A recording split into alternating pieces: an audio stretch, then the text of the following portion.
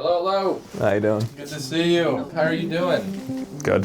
Yeah. The last time Nicholas Counts and cardiothoracic surgeon Dr. Tyler Zorn saw each other, Nicholas was on Dr. Zorn's operating table. And they have a lot of catching up to do. Did you finish your classes that you had to do, or you had a couple? Oh yeah, I'm good. I'm good. I'm graduating. All done? Graduated? Yeah. The CT scan we did today looked really good. Do you remember the day? No, I don't. I don't remember anything. I honestly been forgetting pieces of You it. don't remember the surgery? No. Yeah. I hope not. He's here for his 3-month checkup after what was supposed to be a fun-filled final month at KU before graduation took a terrible turn. My girlfriend found me unconscious in the bedroom of our apartment at the time. The trouble began a few days before that, when Nicholas began feeling what he describes as a combination of nausea and heartburn. And then I went to go take my exam, ended up vomiting in the trash can in the room, which is a little nasty to do in front of your classmates. His girlfriend picked him up after the final and took him home. The last thing I kind of remember was going down to go take a nap because I wasn't feeling good. And then waking up in the hospital, I want to say 2 or 3 days later.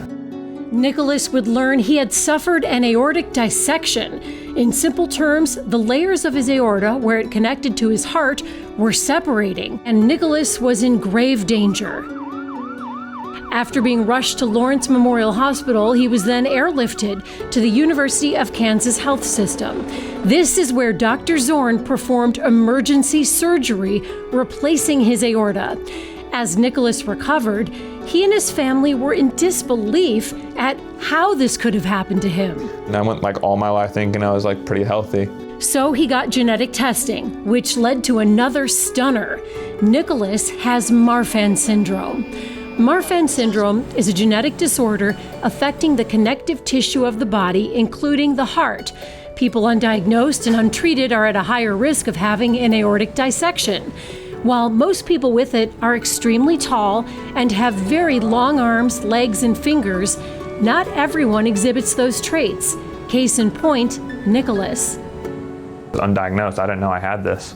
Yeah. And thankfully, I was in a place where I was able to get some of the best medical care I could have possibly gotten.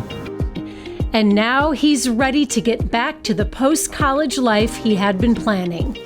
I went through it, came out the other side, it's still me. I'm gonna enjoy life.